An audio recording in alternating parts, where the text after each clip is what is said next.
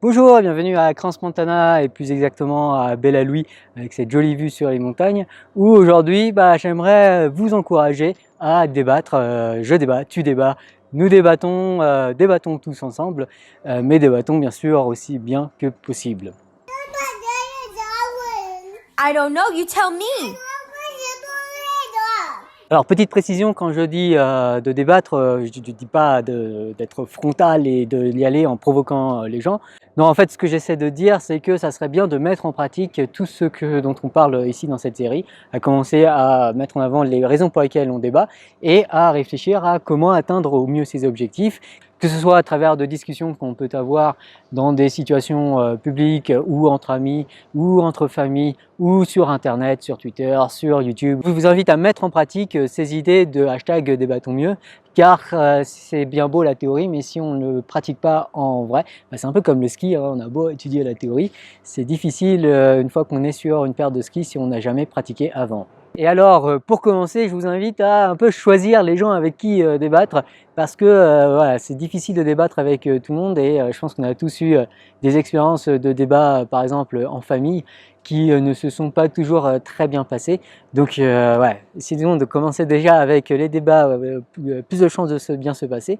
Et si vous manquez de sujets de débat, bon, a priori c'est jamais vraiment ça qui manque, mais si jamais vous voulez un sujet de débat original au moins, pourquoi pas débattre de comment mieux débattre. En particulier pour moi, ça me ferait vraiment beaucoup de bien si d'autres personnes parlaient de comment mieux débattre, parce que parfois je dois bien dire que j'ai l'impression d'être un petit peu en mode monologue quand je parle de débattons mieux. Ça manque de contribution de beaucoup de gens différents. Bon, il y en a, hein, et je vous remercie beaucoup ceux qui essaient de participer à ce débat, à cette réflexion collective sur comment mieux débattre, mais j'aimerais que ça soit quelque chose de beaucoup plus normalisé, puis surtout qu'il y ait des réflexions si possible assez divergentes des miennes, parce que j'ai l'impression d'être vraiment uniquement au tout début de ma réflexion sur comment mieux débattre. Ça fait vraiment seulement quelques mois que je réfléchis vraiment à ça. J'ai l'impression d'avoir énormément progressé, mais j'ai l'impression qu'il y a une marge de progrès énorme. Donc voilà, s'il vous plaît, ne me laissez pas tout seul à être le seul à défendre des idées pour mieux débattre. Et donc vous pouvez essayer d'engager ce genre de discussion, de réflexion collective dans la vraie vie, mais vous pouvez également le faire sur internet, par exemple sur Twitter. J'aimerais bien avoir plus de tweets sur des réflexions sur comment mieux débattre, hein. Encore une fois, il y en a quelques-uns et vous pouvez suivre le hashtag débattons mieux pour essayer de voir pas mal de réflexions sur comment débattre mieux. Et Twitter, comme vous le savez, est assez limité, il y a seulement 280 caractères par tweet. Bon, on peut faire des threads, mais quand c'est long, ça devient long et c'est par écrit. Et beaucoup de gens préfèrent consommer l'information sous d'autres formes, en tout cas c'est mon cas, notamment par exemple en forme vidéo ou en format audio. Et ce que je trouve particulièrement bien avec le format vidéo ou le format audio, c'est que ça permet de poser plus les choses, de prendre plus le temps, de développer ses idées sans être interrompu. Donc voilà, si vous avez pas mal de réflexions autour de comment mieux débattre, je vous invite à lancer votre chaîne YouTube ou votre podcast, à juste vous mettre en train de vous enregistrer. Et techniquement, il n'y a pas besoin de moyens complètement fous, hein. Je pense qu'un téléphone d'aujourd'hui suffit quand même pas mal. Si vraiment vous voulez avoir un truc d'une qualité potable, et achetez aussi un micro cravate comme celui que j'ai là qui coûte 30 ou 40 euros. Voilà, pour vraiment pas cher, on peut largement lancer une chaîne YouTube aujourd'hui et avoir des réflexions intéressantes, par exemple autour de hashtag débattons mieux, et qui sont en plus bien présentées. Parce que voilà, mieux débattre, c'est pas juste proposer de meilleures idées, c'est également travailler la forme avec laquelle on présente telle ou telle idée, et typiquement travailler la forme d'une vidéo YouTube, c'est quelque chose de très important, mais pour cela, il n'y a pas besoin de moyens fous. Voilà, encore une fois, matériel de base, plus Windows Movie Maker ou iMovie pour ceux qui sont sur Mac, ça suffit largement à faire un truc déjà potable. Mais en ce qui me concerne, en tout cas, j'ai un goût préférentiel pour les débats sous forme purement audio, donc j'aime bien écouter des podcasts, et c'est encore plus facile à faire, hein. Il suffit de poser un micro quelque part, juste de parler. Bon, vous pouvez voir faire un peu d'édition également audio, mais rien que voilà, si vous avez des discussions intéressantes, ça peut vraiment déjà valoir le coup. Et en tout cas, ça peut valoir le coup non seulement pour vous, non seulement pour partager vos idées, mais aussi pour vous écouter en train de débattre. Je trouve qu'il y a pas mal à apprendre à juste s'auto-écouter, de voir tout ce qu'on fait mal lorsqu'on fait un débat. C'est plus facile d'être autocritique quand on s'entend débattre. C'est assez horrible en fait de s'entendre parler. Moi je suis obligé de faire ça en x2, mais c'est quand même un exercice qui est à mon sens très instructif, en tout cas qui m'a été très instructif. Et d'ailleurs, je vais mettre également ce principe en pratique puisque j'ai décidé de lancer un nouveau podcast. Bon, il y avait déjà ces longues discussions avec Thibaut de la chaîne Mieux Sophie sur Axiom, mais voilà, ça fait quand même plus d'1 an et c'est vraiment très cool et beaucoup appris à travers ces discussions. C'est toujours très sympa. En tout cas, moi j'adore faire ces podcasts, mais le truc c'est que c'est toujours avec le même gars qui est très fort en philosophie, mais disons que en géologie ou en biologie, il a un peu des points faibles et malheureusement, je suis incapable de l'aider parce que je suis encore plus mauvais que lui. En tout cas, je pense qu'on est assez comparable au niveau biologie et géologie. Et c'est vraiment dommage parce que ce sont des sujets passionnants avec beaucoup de choses à dire et notamment par exemple sur les risques de pandémie ou sur l'agriculture du futur. Voilà, ce sont des sujets passionnants, mais malheureusement, on n'a pas vraiment les bases pour vraiment aller loin dans ces sujets.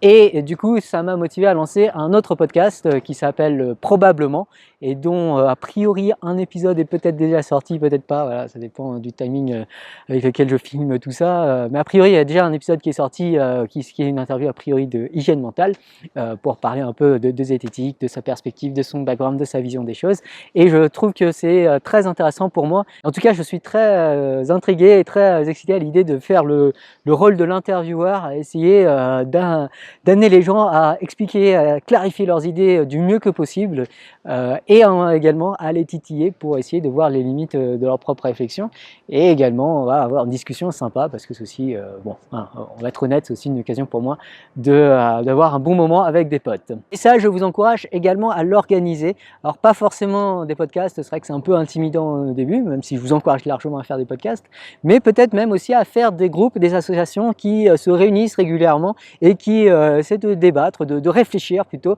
collectivement autour de sujets importants d'aujourd'hui et de demain. C'est quelque chose qui déjà se met déjà pas mal en place, notamment à travers le mouvement altruisme efficace, quelque chose que j'ai eu l'occasion de participer à plusieurs de ces réflexions collectives, que ce soit à Montréal, à Paris, à Lausanne ou à Genève. C'est toujours très instructif et c'est souvent, voilà, on a à chaque fois, je ne sais pas si c'est un accident, mais à chaque fois on a réussi à réunir des gens qui étaient très intéressants et très intéressés et qui avaient aussi des très bons réflexes de débat. Donc voilà, les débats que j'ai eu autour des mouvements altruisme efficace sont souvent parmi les débats les plus intéressants que j'ai eu la chance d'observer et auxquels j'ai eu la chance de participer également. Alors il y a quelques groupes d'altruisme efficace qui se sont montés comme ça, donc si vous êtes à Genève ou si vous êtes à Lausanne ou si vous êtes à Zurich, si vous êtes autour de la Sorbonne à Paris, il y a pas mal de groupes d'altruisme efficace qui sont déjà lancés. Il y a un groupe d'altruisme efficace qui est en train de se lancer à l'école polytechnique. Alors si je ne me trompe pas, lorsque cette vidéo sortira, le groupe sera déjà lancé à l'école polytechnique. Et je sais également qu'à Centrale Supélec, ils ont monté un groupe de discussion autour des problèmes d'éthique de l'intelligence artificielle. Donc je vous invite, voilà, si vous êtes dans une université ou dans une entreprise également, j'ai eu l'occasion de participer à des discussions de groupes de travail qui sont liés un peu à des entreprises qui sont un peu des meet-up notamment, où il y a des discussions très intéressantes qui peuvent aller plus loin et qui peuvent poser le débat, par exemple sur le problème de l'éthique des IA. Donc voilà, donc si vous êtes dans une entreprise ou dans une université, ce qui est probablement le cas j'imagine, voilà, c'est peut-être une bonne idée d'essayer de monter ce genre de groupe de discussion, de réflexion autour des grands sujets importants de demain et déjà d'aujourd'hui. Voilà, si vous manque des sujets de débat, allez faire un tour sur IT Thousand Awards ou sur le site de l'altruisme efficace France ou sur mes vidéos ou sur les vidéos de Thibaut ou sur les vidéos de Réveilleur sur le réchauffement climatique ou sur les vidéos d'Esprit critique d'hygiène mentale. Voilà, il y a énormément de sujets à aborder. Mais voilà, l'idée c'est pas tant d'arriver à une solution finale, c'est déjà d'instaurer un climat de débat et de s'habituer à débattre et si possible de bien débattre sur des sujets qui sont importants et pas sur les sujets classiques, on va dire, de l'actualité qui ne sont pas forcément les sujets les plus importants pour demain, on va dire.